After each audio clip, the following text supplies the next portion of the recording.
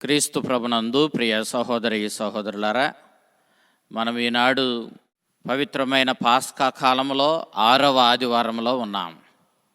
ఈనాటి దివ్య గ్రంథ పఠనాలు, మొదటి పట్టణము అపోస్తల కార్యాలు 8వ అధ్యాయం 5వ వచనం నుంచి 8వ వచనం వరకు, 14వ వచనం నుంచి 17వ వచనం వరకు.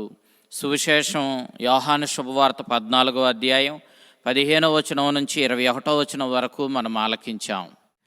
మీరు పవిత్రాత్మను పొందుకునే వరకు యెరూషలేమును విడిచిపెట్టొద్దు, మీరు యెరూషలేమునందే పవిత్రాత్మను పొందుకోవడం కోసం ఎదురు చూస్తూ ఉండండి అంటూ ప్రభు తన శిష్యులకు మోక్షారోహణము నాడు తెలియపరిచాడు. పవిత్రాత్మను పొందుకున్న తరువాత యూదియాకు, సమరియాకు, భూదిగాంతాలకు వెళ్ళి నా రక్షణ సందేశాన్ని ప్రకటించండి అని చెప్పి ప్రభు తన శిష్యులకు ఆజ్ఞాపించాడు.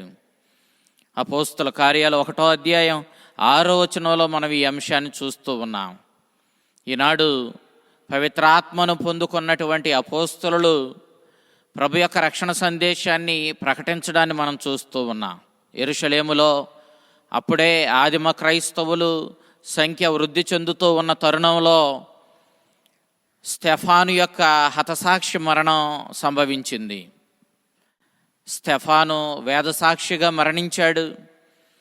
స్టెఫాను మరణంతో అధికారంలో ఉన్నటువంటి యోధ నాయకులు, మత పెద్దలు యేసుక్రీస్తును గూర్చిన ఈ నూతనంగా ప్రకటించబడుతున్న రక్షణ సందేశాన్ని పూర్తిగా తిరస్కరించినట్లయింది. అపోస్తుల కార్యాలు 8వ అధ్యాయం 1వ వచనం, ఆ తరువాత వచనాలు మనం చూసినప్పుడు ఈ అంశాన్ని గమనిస్తాం. ఎప్పుడైతే స్టెఫాను వేదసాక్షిగా చంపబడ్డాడో అప్పుడు ఆ ఆదిమ క్రైస్తవులు కొద్ది సంఖ్యలో ఉన్న వారందరూ కూడా యెరూషలేము నుండి చెల్లాచెదురైపోయారు. యూదియాకు, సమరియాకు, రోమునకు వాళ్ళు పారిపోయారు. ఆ రోజుల్లో రోము నగరము అధికారికంగా రోము సామ్రాజ్యానికి రాజధానిగా ఉంది. ఈనాడు మనం చూస్తూ ఉన్నటువంటి మొదటి పట్టణంలో ఫిలిప్పు సమరియాకు వెళ్ళి సమరియాలో క్రీస్తుని ప్రబోధించి, మీరు ఎంతగానో ఆశగా ఎదురు చూస్తున్నటువంటి ఆ మెస్సయ్య ఎవరో కాదు, మన మతనాయకుల చేత చంపబడిన ఆ నజరేయుడైన యేసువేనన్న సత్యాన్ని అతడు ప్రబోధించడాన్ని మనం ఇక్కడ చూస్తూ ఉన్నాం. ఈ సందర్భంలో మనం సమరియల గూర్చి కొద్దిగా తెలుసుకోవాలి. క్రీస్తు పూర్వం 722వ సంవత్సరంలో అసిరియా జాతికి చెందినటువంటి వారు ఇశ్రాయేలుపై దండెత్తి వచ్చారు. ఈ యుద్ధంలో ఇశ్రాయేలు అసిరియా చేతుల్లో ఓడిపోయింది. ఇక ఇశ్రాయేలు అసిరియా ప్రజలకు కాలనీగా మారింది. యుద్ధంలో ఓడిపోయిన ఇశ్రాయేలీలు అసిరియా ప్రజలకు బానిసలయ్యారు. ఈ విధంగా రోజులు గడుస్తూ ఉండగా ఈ తరుణంలో అసిరియా జాతికి చెందిన ప్రజలు కొందరు వచ్చి ఇశ్రాయేలు పరిసర ప్రాంతాలలో స్థిరపడ్డారు. ఆ విధంగా స్థిరపడిన మండలాలు జెబూలును, నఫ్తాలి మండలాలు. ఈ విధంగా ఆ అసిరియా ప్రజలు వచ్చి స్థిరపడినటువంటి ఆ మండలాలలో, ఆ పరిసర ప్రాంతాలలో నివసిస్తూ ఉన్నటువంటి ఇశ్రాయేలీలు కొందరు ఈ అసిరియా ప్రజలతో సంబంధాలు పెట్టుకున్నారు.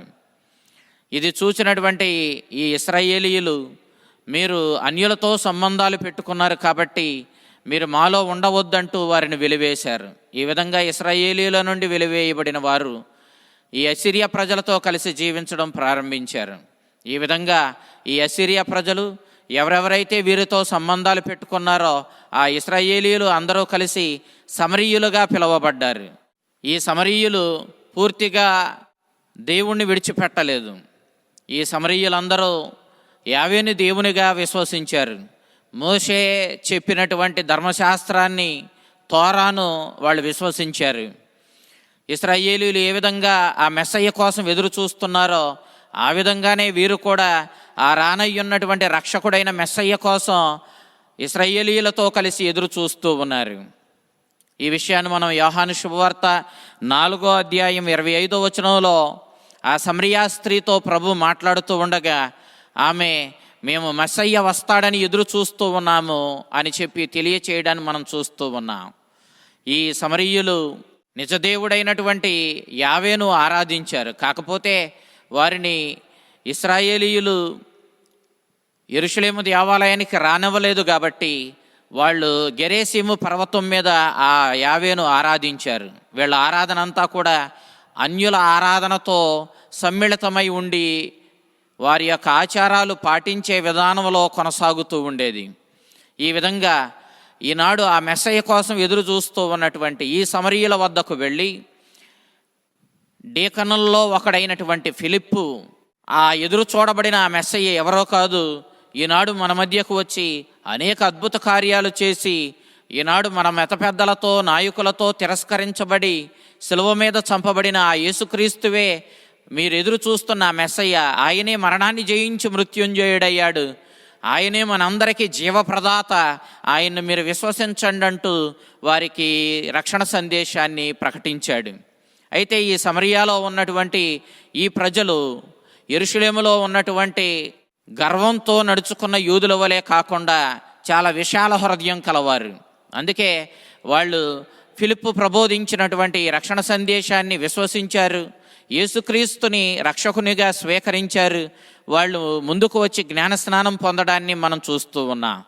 ఇదే సందేశం యెరూషలేములో ప్రకటించబడినప్పుడు అధికారంలో ఉన్నటువంటి ఈ యూదులు ఆ రక్షణ సందేశాన్ని తిరస్కరించారు.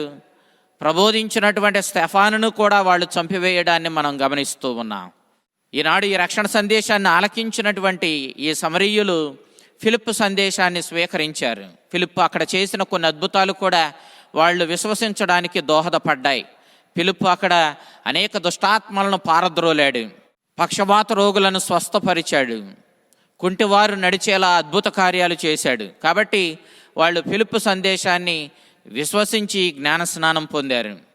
యోహాను శుభవార్త 14వ అధ్యాయం 12వ వచనంలో యేసుక్రీస్తు తనను విశ్వసించువారు తన వలె అద్భుత కార్యాలు చేస్తారని, అంతేకాదు తనకంటే ఎక్కువ అద్భుత కార్యాలు చేయగలుగుతారని చెప్పినట్లుగానే ఈనాడు డీకనైనటువంటి ఫిలిప్పు ఈ సమరయాలో ఈ విధమైన అద్భుత కార్యాలు చేయడం మనం చూస్తూ ఉన్నాం. మానసికంగా శారీరకంగా అనారోగ్యాలతో బాధపడుతున్న వారిని స్వస్థపరచడం దేవుని యొక్క శక్తికి, ఆయన యొక్క అపారమైన కృపకు గొప్ప నిదర్శనం. కాబట్టి వాళ్ళందరూ కూడా యేసుక్రీస్తుని విశ్వసించడానికి ఈ అద్భుత కార్యాలు దోహదపడ్డాయి. జ్ఞానస్నానం పొందిన భక్తులు పవిత్రాత్మను పొందుకోవడం మనం అపోస్తుల కార్యాల్లో చూస్తూ ఉన్నాం. అపోస్తుల కార్యాలు 2వ అధ్యాయం 38వ వచనంలోను, 9వ అధ్యాయం 17వ వచనంలోను, ఇంకా వేరువేరు సందర్భాలలో ఆదిమ క్రైస్తవులు జ్ఞానస్నానం పొందినప్పుడు పవిత్రాత్మను పొందుకోవడాన్ని మనం చూస్తూ ఉన్నాం. అయితే ఈ సందర్భంలో ఫిలిప్పు వారికి జ్ఞానస్నానం ఇచ్చాడు.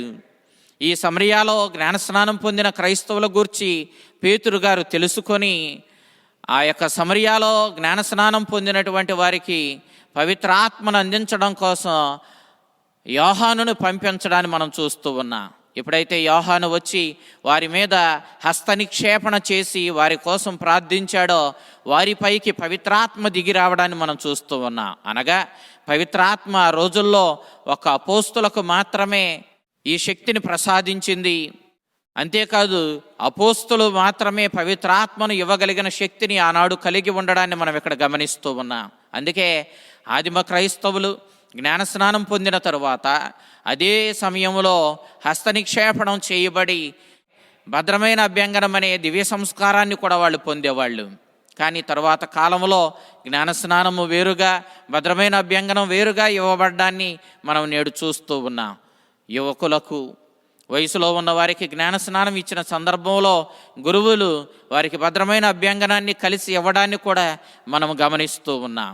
ఇక నేటి సువిశేషాన్ని మనం చూసినప్పుడు యోహాను శుభవార్త 14వ అధ్యాయం 15వ వచనం నుంచి 21వ వచనం వరకు మనం ఆలకించినప్పుడు యేసుక్రీస్తు కడరాభోజన సమయంలో తన శిష్యులకు పెద్ద ప్రసంగాన్ని చెప్పడాన్ని మనం చూస్తూ ఉన్నాం. ఈ పెద్ద ప్రసంగంలోని కొద్ది భాగాన్ని నేడు సువిశేషంగా మనము ఆలకిస్తూ ఉన్నాం. యేసుక్రీస్తు తనను తాను దేవునితో సమానునిగా, ఆ పరలోక తండ్రితో సమానంగా తనను తాను వెల్లడి చేసుకోవడాన్ని మనం ఇక్కడ చూస్తూ ఉన్నాం. పరలోక తండ్రి ఆజ్ఞలు వేరు, యేసుక్రీస్తుని ఆజ్ఞలు వేరు కాదు. పరలోక తండ్రి ఆజ్ఞలు, యేసుక్రీస్తుని యొక్క ఆజ్ఞలు రెండూ ఒకటే. యేసుక్రీస్తు ఆజ్ఞలను పాటించువాడు పరలోక తండ్రి ఆజ్ఞలను కూడా పాటించిన వాడవుతాడు. ఓదార్చెడు వాడైన పవిత్రాత్మను పరలోకపు తండ్రి నుండి నేను తీసుకుని వచ్చి మీకు అందిస్తానని చెప్పి యేసుక్రీస్తు తన శిష్యులకు అభయం ఇవ్వడాన్ని మనం చూస్తూ ఉన్నాం. అయితే దానికి ముందు యేసుక్రీస్తు తన శిష్యులను విడిచి వెళ్ళాలి. ఆ విషయాన్ని ప్రభు స్పష్టంగా తెలియచేశాడు. నేను వెళ్ళి మీకు పరలోక తండ్రి నుండి పవిత్రాత్మను పంపిస్తానని చెప్పి వాళ్ళకు అభయం ఇచ్చాడు. అయితే మనం ఇక్కడ పరలోకపు తండ్రి, ఆ తండ్రి తనయుడైన కుమారుడు, పవిత్రాత్మ అనేటటువంటి ముగ్గురు వ్యక్తులను మనం చూస్తూ ఉన్నాం. ఈ ముగ్గురు వ్యక్తులుగా వేరుగా కనిపించిన నిజానికి దైవ స్వభావంలో వాళ్ళు ఒకరే. ముగ్గురు వ్యక్తులుగా కనిపించిన వారు ఒకే దైవం. ఆ దైవాన్ని ఈనాడు ప్రభు తన శిష్యులకు వివరించడాన్ని మనం ఇక్కడ స్పష్టంగా చూస్తూ ఉన్నాం.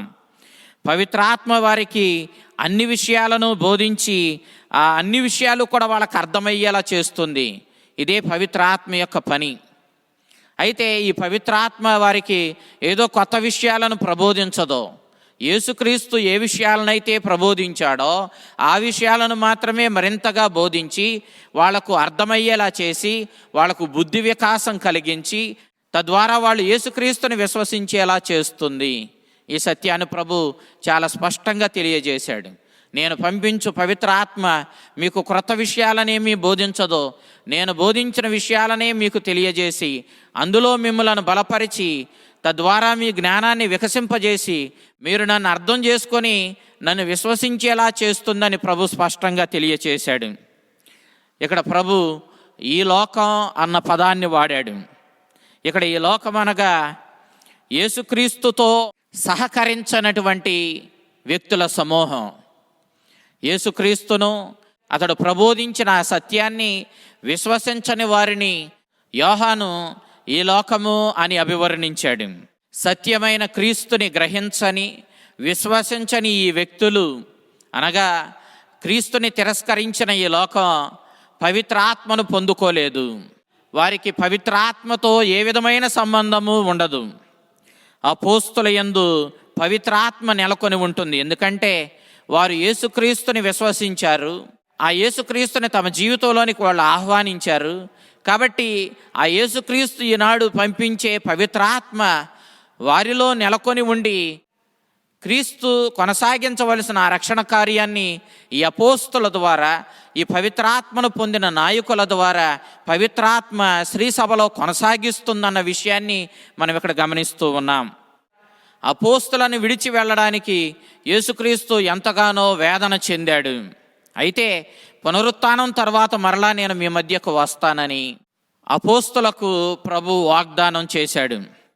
ఆయన్ను విశ్వసించిన ఈ అపోస్తులు ఆ ప్రభుని యొక్క పునరుత్థానం ద్వారా, ఆయన పెంతెకోస్తు దినాన పంపిన పవిత్రాత్మ ద్వారా యేసుక్రీస్తుని యొక్క పునరుత్థానములోనూ ఆయన మహిమలోనూ భాగం పొందుతారు.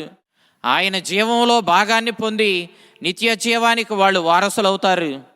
అంతేకాదు వాళ్ళు మహోన్నతమైన స్థానాన్ని ఆ నిత్య జీవంలో పొందుకుంటారు. కానీ యేసుక్రీస్తుని విశ్వసించినటువంటి ఈ లోకం పవిత్రాత్మను పొందుకోలేదు. ఈ నిత్య జీవాన్ని ఆ ప్రభు తీసుకొని వచ్చే ఆ మహిమను కూడా పొందుకోలేదని ప్రభు స్పష్టంగా తెలియజేస్తూ ఉన్నాడు.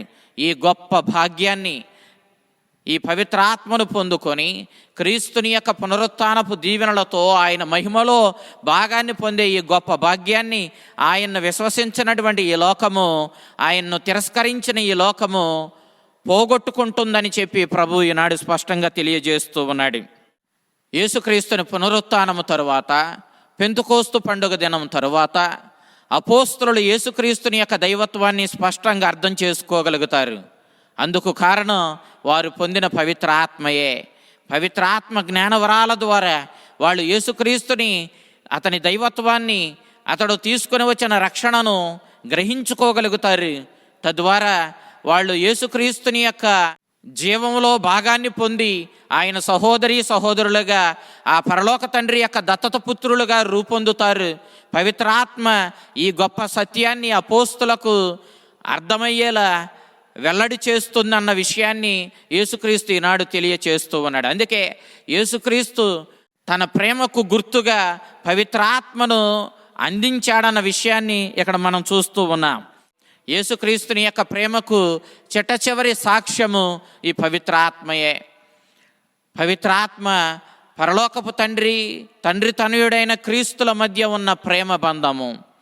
పరలోకపు తండ్రి ఈ లోకాన్ని ఎంతగానో ప్రేమించి తన ఏకైక కుమారుని పంపించాడు. అంతేకాదు, ఆ పరలోకపు తండ్రి తన కుమారునికి తనకు మధ్య గల ప్రేమ బంధముగా ఉన్న పవిత్రాత్మను ఈ లోకానికి పంపించాడు. ఈ పవిత్రాత్మ సంఘాన్ని స్థాపిస్తుంది. సంఘం ద్వారా క్రీస్తుని రక్షణ సందేశాన్ని భూదిగాంతాలకు అందిస్తుంది. అంతేకాదు, మానవ రక్షణ కార్యాన్ని ఈ దైవ సంఘంలో నెలకొని ఉన్న పవిత్రాత్మ నిత్యము కొనసాగిస్తూ ఉంది, రక్షణను సాధిస్తూ ఉంది. తద్వారా ఈ సంఘంలో క్రీస్తుని విశ్వసించిన సమస్త మానవాళికి ఆ రక్షణ భాగ్యాన్ని అందిస్తూ ఉంది. ఈ సత్యాన్ని ఈనాడు క్రీస్తు తన శిష్యులకు వెల్లడి చేయడాన్ని మనం చూస్తూ ఉన్నాం. ఈ రీతిగా పవిత్రాత్మను పొందుకొని మనము క్రీస్తుని యొక్క ప్రియమైన సహోదరులుగాను, ఆ పరలోక తండ్రి ప్రియమైనటువంటి దత్తత పుత్రులుగాను పుత్రికలుగాను రూపొందడానికి ప్రభు ఈనాడు పవిత్రాత్మను మన మధ్యకు పంపిస్తూ ఉన్నాడు. ఈ క్రీస్తుని యొక్క గొప్ప బహుమానమైన పవిత్రాత్మను పొందుకుందాం. మన జీవితాలను మనం ధన్యం చేసుకుందాం. పవిత్రాత్మ తన జ్ఞానవరాలతో మనకు క్రీస్తుని సందేశాన్ని అర్థమయ్యేలా చేసి, ఆ క్రీస్తు మనకు తెచ్చిన రక్షణ భాగ్యాన్ని గ్రహించుకునేలా చేసి మన జీవితాలను ధన్యం చేయునుగాక. ఆమేన్.